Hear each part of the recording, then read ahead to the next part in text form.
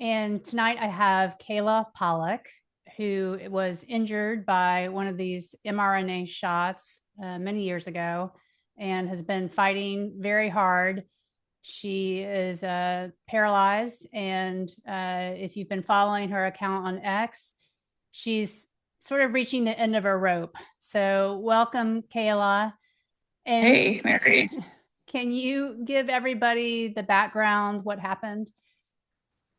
Yeah, I took my COVID-19 shot in 2022. And I had a father that was dying in long-term care. I also felt really pressured. And to me, looking back, I was really coerced to kind of do it because it was um, really pressured onto me in different ways. Work also, my father did die in long-term care. So, I mean, I wouldn't have been able to see him. And then, after getting the vaccine, I started developing these neurological symptoms within a day, and my legs just sort of collapsed once. And I remember thinking, this is just like when I had my C-section, and I was, trying to will them to move, but they seemed almost paralyzed. And it happened again. And I called my doctor and I told him, like, I think this is neurological. I think I need to see a neurologist. We talked about it. He said, if you go to the hospital, they're not going to do anything now because you're walking again. And which was right. And then ended up that I woke up on February 22nd, 2022. I woke up and I was paralyzed from the neck down. Mhm. And I knew at that time, I knew exactly that I was quadriplegic. And I went to my hospital and they told me that it was psychiatric and that it was all in my head. I had no previous psychiatric disorders or conditions that would lead them to making a diagnosis of that it's all in your head type of thing. Like I'm not schizophrenic or any sort of like hallucinations or anything. They checked for drugs and alcohol, and of course they checked for COVID-19. And then they put me in queue to see a psychiatrist. Mhm. And during that time, while I'm waiting in the hallway, I ended up just sort of starting screaming in pain. Like my neck was just all of a sudden hurting. And they started giving me morphine. And I realized then that they knew that this was something more because you don't give a psych patient morphine for pain. Right. You would assume they were hallucinating. And basically, after that, I was diagnosed after an MRI with transverse myelitis. And after 6 months in the hospital and at rehab, I came out of the hospital. And unfortunately, the services that they promised and offered and told me that I would have, um, which would be like someone coming to the house to help me get out of bed, because I can't even roll by myself. Like I have arm movement now, but I can't roll over or anything like that. And they told me that I'd have someone to come get me out of bed in the morning, and there'd be home care services. And for the first 3 days, I was just left in my house alone in bed. And I tried to go back to the hospital to get help. And that was the first of 3 times that they offered me um, medical assistance in dying. They said that there wasn't treatment for me to get better, and that there wasn't the services that I needed. Like the home care was overworked and overrun, and the long term care facilities were full, and that Alexis, stop. Have I considered medical assistance in dying? And at that point in time, I actually was at the point where I started to communicate back and forth with the person who offered me this. It was a social worker at the hospital in the unit. And I ended up filling out emails and working back and forth with the hospital to initiate the process. And then when I found out that it could be done in such a small amount of time, I I think it was like 60 days or something. I have a son who's at the time, I believe he was 8. And I was just like, I cannot leave my son. I'm not ready to leave my son. And that's when I realized like this is real. And I knew then that I needed to talk about it. But at the same time, um, people like me and myself, I'm not suicidal. I don't want to die. I just don't want to live like this. And it's not the injury that's the problem. It's not the fact that I'm paralyzed. That's the least of my problems, believe it or not. It's more the fact that I mean, we have millions and millions of dollars to for wars and for all sorts of things that many of us don't agree with, but we talk about having free health care, and there's nobody to come and help me get out of bed or shower or get dressed or do anything like that unless you pay them. And it's $38.50 an hour. And it takes me an hour in the morning and an hour at night. And then in between, I'm alone all day and I try to take care of everything else I can. And this isn't not just not free healthcare, it's you're the government is basically telling people that we have this amazing healthcare system, and they're telling people to come into the country, and then they're displaying this as if it's something to be proud of. And the reality is that there's people like me that are literally just dying at home because we're not getting the care. We can't go to our appointments because we don't have the funding for, the wheelchair vehicles, for instance. Like a wheelchair vehicle, it's $80 for me to go 15 minutes from my house one way. And if I took a taxi, when I looked it up, it was $26. So because I'm in a wheelchair, it's going to cost me more than double.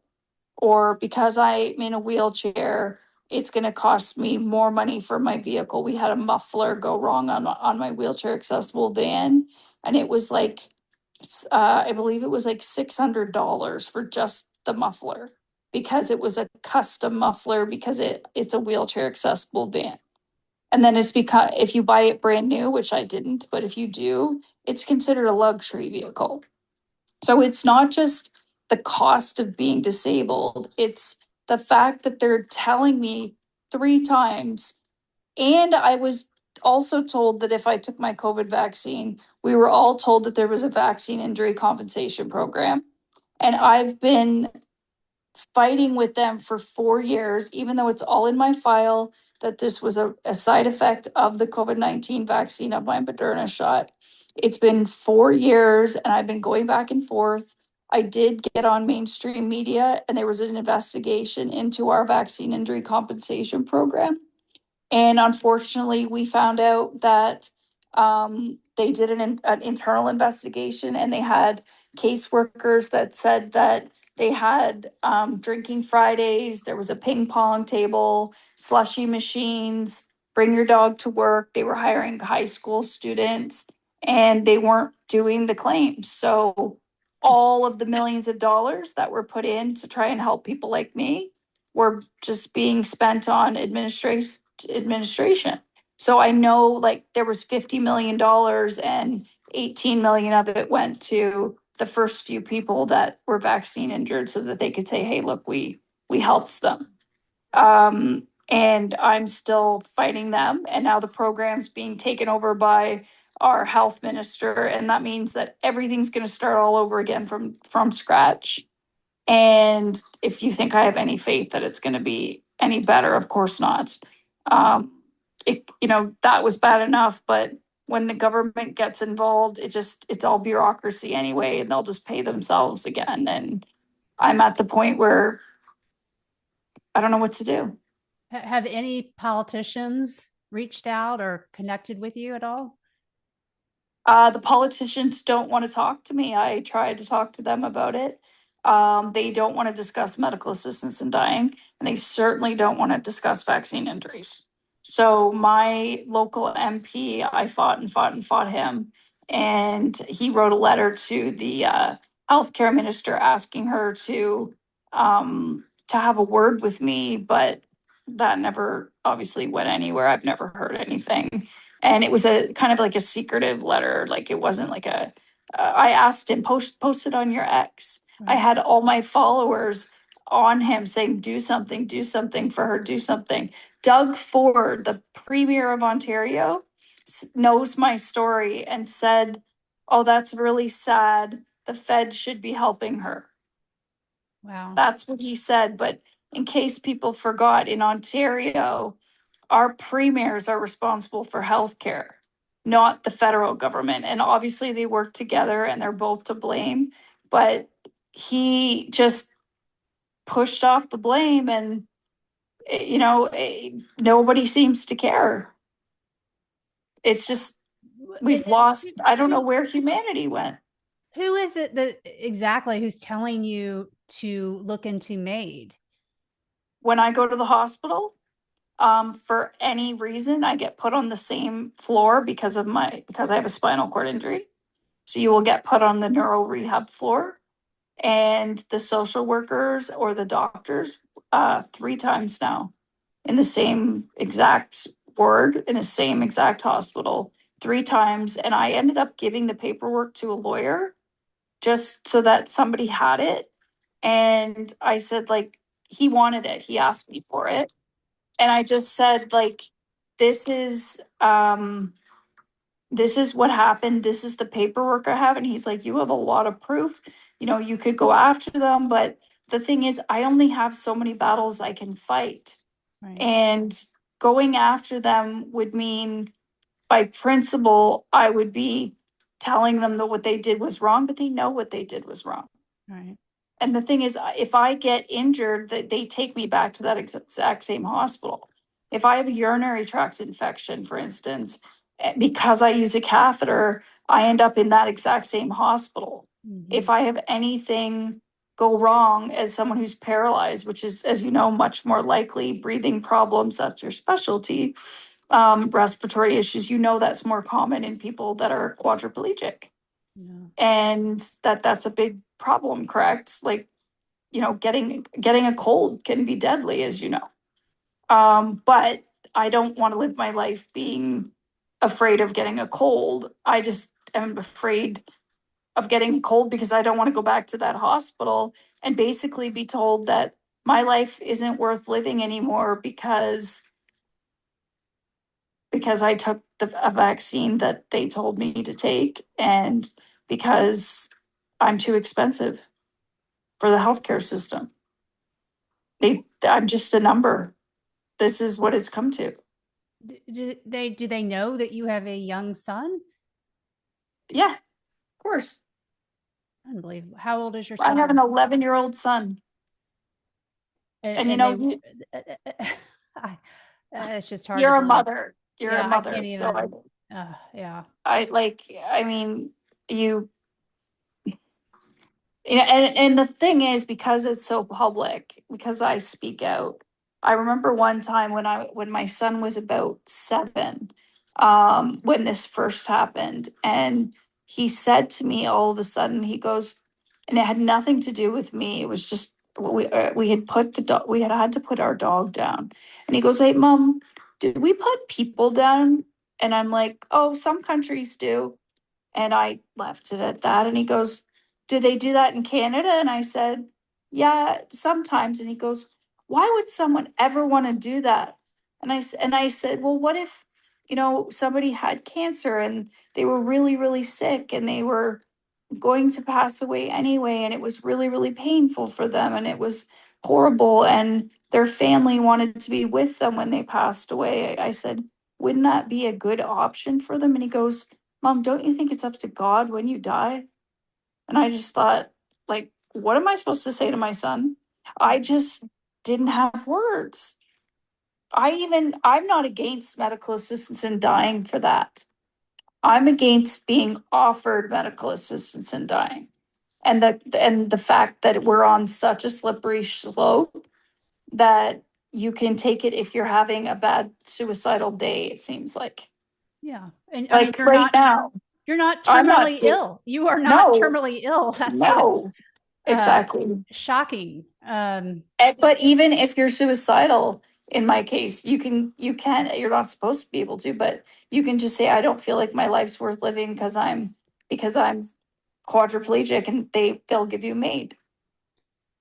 What is the temperature in Canada over this policy? Is it pretty well Mm. accepted or It's really hot topic right now, as you probably know, but it depends, because I think a lot of people are in support of having that option. A lot of people talk to me about having that option, specifically people who are worried about Alzheimer's. Now, my dad, what that died in long-term care, had early onset dementia, which is it's a frontal lobe dementia, which is a really serious and debilitating and awful thing to see someone go through. And if he had had the option for MAID, my mother looks back and says that, looking back on it, if that were to happen to her, she'd want that option. And I can understand their point of view there. Mhm. I can understand that being their choice, but that would be them making that decision, not somebody saying to you, this is what you should do, or this is your only option. I mean, that's a very personal choice, and being offered something like that is terrible. So the temperature here is now people are starting to feel like um that part is okay, but we've gone down, there's like a lot of people now that are like starting to talk about, is this some sort of like eugenics thing, or is this just a way, basically a non-contributing member of society Mhm. is the person that's being targeted. And I'm not at all alone. I mean, there's a Paralympian that's well known who was a military veteran in Canada, and all she needed was a wheelchair ramp, and she was offered medical assistance in dying. Wow. She was an Invictus Games participant. She's got many, many, many medals in the Paralympics. And she was a military veteran. So she fought for our country, and then they use her on the posters to advertise for the Paralympics and the Invictus Games, but then they offer her medical assistance in dying. So people have testified under oath that this has happened to them, and they've shown proof. And I've got proof. Like, this is not just people saying it. Like, there's evidence, and unfortunately it's not mainstream media, but now all of a sudden you're seeing more mainstream in Canada, where you'll get bigger news outlets saying there was somebody who in Ontario who had, whatever this is, I don't know, you're the doctor, you tell me, post COVID-19 vaccination syndrome. I don't know what that is. And they were given medical assistance in dying. And they took it? They They took it and they are gone. Gosh. Yeah. And we don't even know what that is. Like, that's not in the medical textbooks, is it? It's a wastebasket term for a vaccine Yeah, injured, right? yeah, Right. exactly. So there are so many, there's people that have been given it against their will, Mm. and it's been in the news.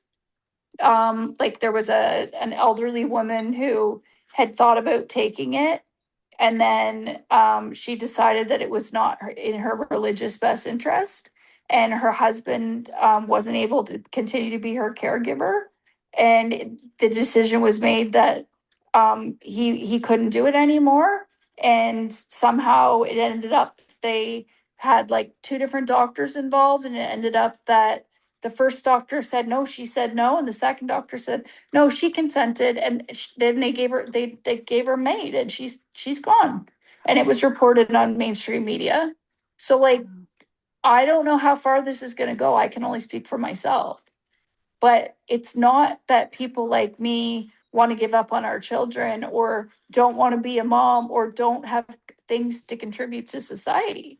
I mean, even as a mother, okay, like for me, my job as a mother is to raise a son that's going to grow up to respect humans and respect animals and respect our earth and respect people with disabilities and respect, just be a respectful man. And I believe that it's my job as a mother to give him values and, um, you know, tell him my mistakes and, so that he knows that his mom wasn't perfect either. And, set him up so that he's open to talking to me about things. And, he is, I think it's like talk about here's an example of a contributing member of society. So you might think, well, you're sitting in a wheelchair, you're not doing anything, you're not contributing. Well, my son's, getting like a 70 last year in science. And I said, buddy, I'm sure that you could literally be the best in science in your whole class. And he goes, well, why would I do that? I'm getting good enough marks. Like, why would I work harder? And I'm like, you don't have to, but it would make you feel really good. Wouldn't it feel really, really good if you could beat Luke in science this year? And he's like, yes. And I'm like, I know you can. And he's like, how do you know? I'm like, because you've been around me your whole life. Your medical knowledge is way beyond any of those kids. I guarantee it. Like, since I was a kid, or since you were born, mom's had type 1 diabetes. You know all about carbohydrate counting. You know all about insulin. You know what a pancreas is. You know all about organs. Since mommy's been paralyzed, like catheter, all of this stuff. Like, that's knowledge. And so he goes, okay. And I didn't talk to him about it again. And then one day he says to me, hey, mom, and this was when he was 10. He's like, the fallopian tubes. Well, is that where the blood comes out of? Like when a woman has her period, does it come from there? And I'm like, no, honey, it comes from her uterus because that's the lining where the baby. And he's like, okay, I just wanted to check. And I'm like, okay. And he's like, and that's why women put tampons in. And I'm like, yep. And I'm like, okay. So there's a man who will go to the store and buy tampons for his wife if nothing else. Right. Like, right. And then so I didn't know, but then not only does he get the perseverance award one day, he also gets the science award. Oh. And he goes to Tim Hortons one day and he finds me a wheelchair accessible table. And I come over to it and I can't fit under it. He goes, Mom, why can't you fit under it? I said, because it's made for a different type of wheelchair. And he goes, well, that's stupid. They could put a little lever under it and it would move up and down and it would work for everyone. And I'm like, honey, that's like $1 million idea that you have right there. And you didn't have to even go to school to figure all that out. You could be anything that you want to be just by thinking like that. That's awesome. So like, that's a contributing member of society to me by making your child a contributing member of society. If that's the way I see it, like I'm not destroying your life would destroy his life, right? I mean, I know that's that. just beyond I'd be lying if I said I wasn't here just for him sometimes. Well, I mean, as a mother, it's well, and so the government has completely abandoned you. Are there any private organizations that have come to help or like as of now, no. Yeah. No. There's, I've had to just crowdfund on social media. And, unfortunately, when you're talking to the same people over and over again, there's only so much that those people can do. And so I try to share my story as much as possible to also let other people know that this is like a real thing that happened, and that there's a lot of different pieces to my story that are of interest in different ways, I think. And so I speak out a lot against sort of the healthcare reform and doctors being pushed to tell their patients certain things, or feeling like they can't talk to their patients about, other things. Like my doctor refused to give the COVID-19 vaccines. I didn't even know that until after this happened to me. Wow. I didn't even know that. He never gave one. And he didn't lose his license, but a lot of people did, as you know. Yeah. Like a lot of people did. And so there people are less scared about that, but now they just don't.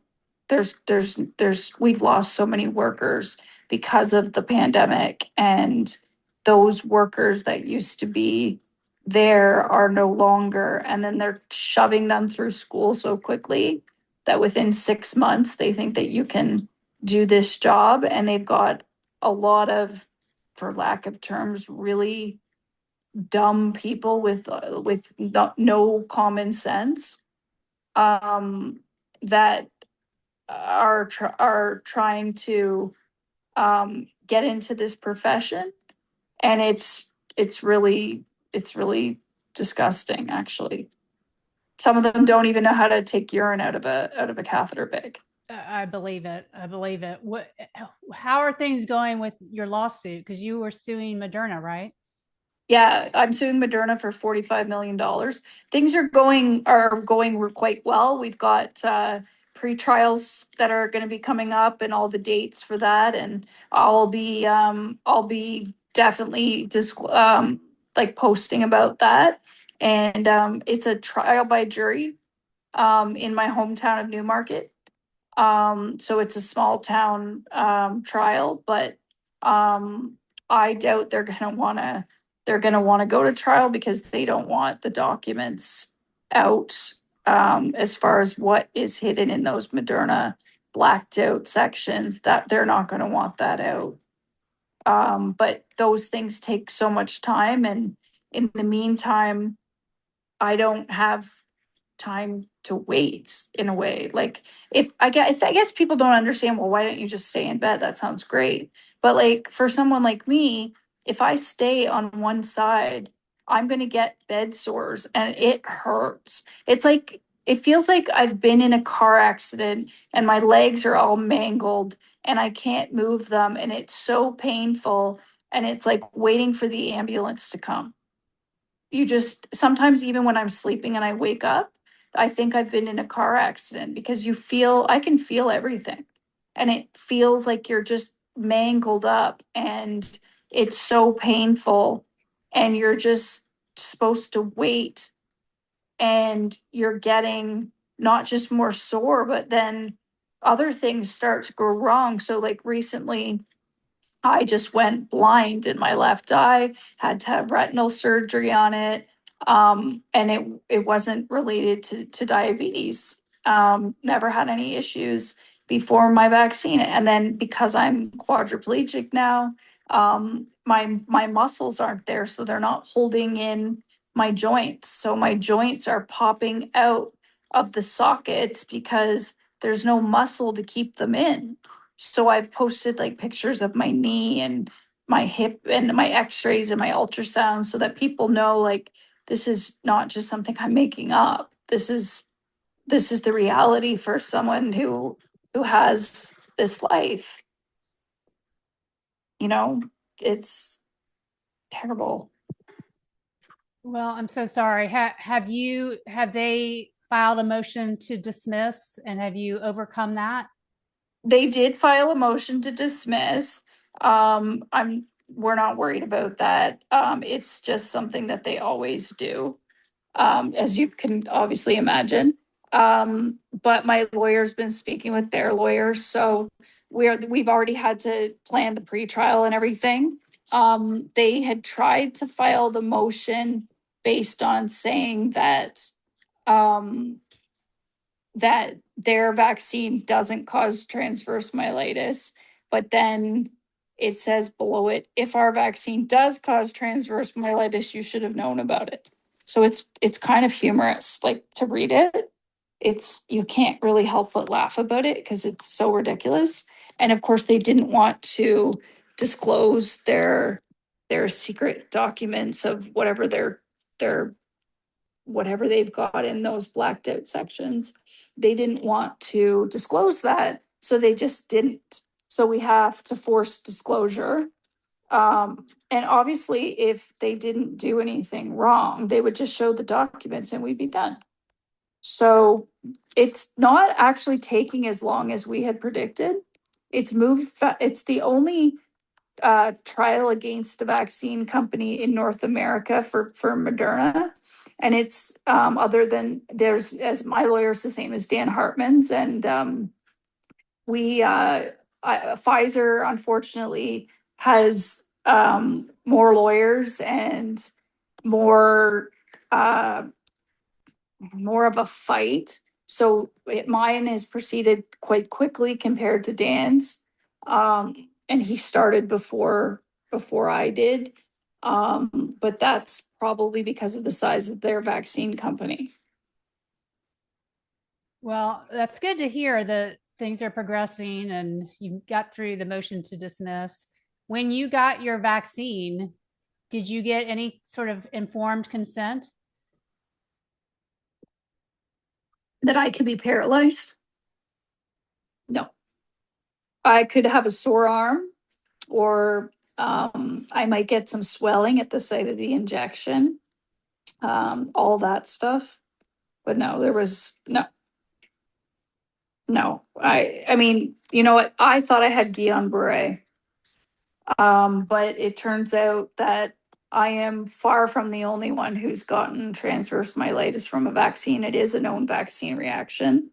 It's an autoimmune disorder where my spinal cord was so swollen, and it went right up to my C2 vertebrae, right down my back. And they were able to use steroids and get it to go down to my C4. So, I have use of my one arm is pretty good. I just remember saying, I don't want to live if I can't hug my son again.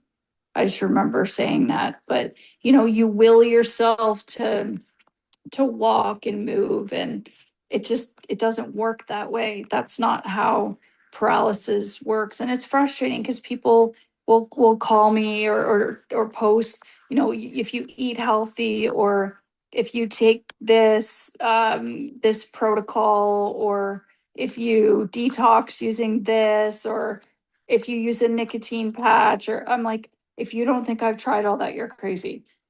Like there's nothing that I can, other than I haven't done stem cell therapy because that costs quite a bit of money, as you know.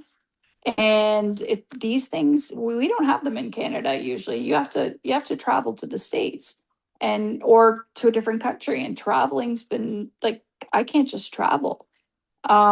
It's not that, like, I wish I could travel. I can't even go outside right now. I haven't been outside since Christmas because there's snow and my wheelchair doesn't go through the snow. Like, it just doesn't. It'll just spin around and get stuck, and you're literally stuck and have to call 911 to get you out. So you can't leave. So you're stuck in a house alone all day. And I mean, I mean, the worst part of it is I didn't lose my son. I had to make sure that my son went and lived with his dad so he could continue like going to school and doing those things, because I had to move away from him just to find a place that was wheelchair accessible. So I live 20 minutes away from him. I see him every other weekend. That's not very much to see your kid when you were seeing him every day. I even worked at his school as an EA, so I saw him every day, even if it wasn't my day. So, and it's not because his dad's mean or he took him away. Like, his dad and I get along really well. It's just that was the best thing to do for him, but it is really hard on both of us. I mean, I don't know how many times my heart's been broken because he'll hug me like 5 times and give me a kiss on both cheeks like 5 times before he leaves, and then he'll call me right when he gets to his dad's. And to see your son going through that and still going through that at 11, and just wanting, I mean, just even him wanting to come sleep in my bed with me because I talked to a child psychologist and said, is this normal? And she goes, I think he's trying to protect you because it happened when you were sleeping. And he feels like if he's there, maybe he can save bad things from happening to you when you go to sleep because he wants to protect his mom because he loves his mom. And he that's his way of trying to be there for you, thinking that if he sleeps beside you, that nothing bad will happen to you. And that's so innocent of him to think and feel, and it just rips your heart out as a mom because you don't want your child to hurt. And when he knows that his mom's being left in bed and abandoned, it hurts him. He's 11, he's not dumb, and he'll look up something online and he'll show me like a restaurant, a video, like a YouTube video, and you always think your kid's watching stupid YouTube videos or what the heck are they watching? And then he'll send me the clip and it's like a restaurant all run by disabled people or something. And it's just so sweet. So I know that he's a better person because of what's happened to me, but it doesn't, I just want to be alive and around for my son, and for people to know that I'm not just nothing because I'm in a wheelchair, and it's not people in general. I mean, it's just the government telling you that basically you should go and off yourself because you're too much money. Anybody could trip on a stick and be in my chair. You don't have to get into a major car accident. You could just trip on a stick the wrong way, break your neck, and be in my chair. Are you connected to other people in your situation that are also struggling to get help from the government? Yeah. Unfortunately, I am. It's even scarier sometimes when you connect with other people. It's even scarier because knowing that they've been doing it longer and they can't get help either,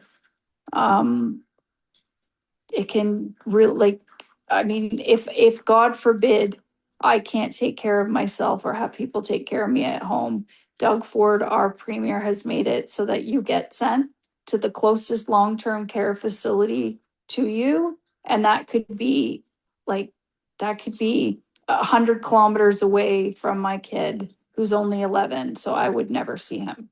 And I mean, you're a mom. Can you imagine being sent to a long-term care facility where your kids had no one to drive them and had no access to coming to see you at all, and you couldn't see them? You just could talk to them over FaceTime. You couldn't hug them. You couldn't smell their hair. You couldn't, that's not what being a mom is, not talking to your kid on a screen. Well, I'm so sorry this has happened, and I hope everybody watching will pitch in if you can. I mean, even a couple of dollars, $5, if we all pitched in a little bit, this could make a huge difference in Kayla and getting her the help she needs to live independently. And the government basically wants to euthanize her because she's considered a burden, but she's got a son who needs her, and she's also speaking out and helping other people just by speaking out. So thank you so much, Kayla. Is there anything else you want to add? No, I just want to thank you for, all the support that you do give and having me on again. And you've been great to the people that actually, at preventing people not just from taking the vaccine, but also helping the people that did, and understanding that we're not bad people because we made a bad choice. And that means a lot, because a lot of people just write us off and say, hey, you know what, you took it, it was a risk you took, and they don't care why we took it. They just feel like we're less than, because they assume that we were one of those people that were telling them that they were crazy, and I wasn't one of those people. I had lots of friends that didn't take the vaccine. I was Well, just, the government, I don't know how much money Canada spent, but the US government spent $11.5 billion on marketing, on influencing people to get the shots. So I don't blame Wow. anybody because no one got true informed consent. And It's still happening. I was listening to Spotify and they're telling me to go get my COVID vaccine. I get text messages from pharmacies that I like if I where I go to fill my medications telling me to go get my COVID vaccine. I still see it and hear it everywhere, and I'm jokingly thinking, well, maybe if I go get another COVID vaccine, it will reverse my paralysis. What the heck are they thinking? I'm joking, but no, and I mean, I'm not seeing patients. I still treat patients, and I can't remember the last time I saw a patient with COVID. And if they did show up, I mean, I don't know anyone with COVID that's dying. No one is dying of COVID. If they are, then it's severe medical negligence. And and they're putting it in our flu shots here. They're putting the COVID shots. They're combining them. We have a combined flu shot and COVID shot. Do you guys have that? I have not seen that. I'm going to look into that. Now I have to be like talking to my son's dad all the time about the flu shot. And my son is like, he doesn't want to get in between his dad and I. So if his dad says that he's got to take it, and he knows what happened to me, like, can you imagine the situation that puts my son in for thinking like that's I have a similar situation where dad differs in his opinion. Yes. Yeah, and you're a doctor, but it doesn't matter. And in personal matters, you're just mom. And it doesn't matter how much I know either. Or even if he has how do we know he doesn't have some sort of genetic vulnerability to it? Even if it's just that. We just don't know, so why try? He's not likely to die of a cold or a flu or COVID at the age of 11. So let's just leave it. Exactly.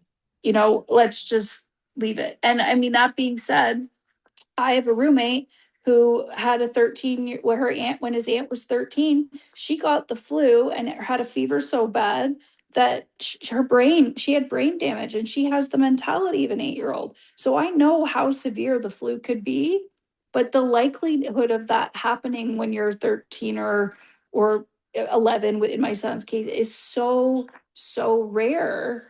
And with the COVID vaccines, we're seeing so many side effects that are not rare. That's why our vaccine injury compensation program has like way more people. They thought there'd be like 400 applicants. There's thousands of people that are injured by the COVID shots. I don't know about like if your country, if the US thought that there'd be this many people that would be injured, or if it's seen as I don't know, what's the temperature there like for taking your COVID vaccines or vaccination? Yeah, well, personally, I don't know. Well, I did see one patient recently that got a COVID and a flu shot, but they were separate. Okay. And he was coerced into getting it by his primary care doctor. And then he came down with just severe muscle pains all over his body. He's not paralyzed, but he has to be on steroids or he's in agonizing pain. So it's like autoimmune issues, or neurological stuff. And steroids are no fun. Yeah, no, they are. And then according to the CDC's website, approximately 6 million children in the US have gotten the latest version of the COVID shot, which is crazy. And now these are rough numbers based on a survey, but people are still getting them. There's people here wearing masks a lot more. It's coming back. Like there's a lot of people wearing masks. Our hospitals still offer masks and sanitizer and tell you to wear them. It never went away. And even like the workers that come to the house have to wear masks, which wasn't something before COVID. So I do see, I've seen people driving in their cars alone with masks lately. I was in the airport yesterday and I only saw one person wearing a mask, but Really? usually it's a lot more, especially this time of Yeah. year. Yeah. I And only I mean, saw one some person. people like, so I mean, I don't know with your profession, if it was someone like me that's more likely to get something and it could be really severe, you might have told me to wear a mask.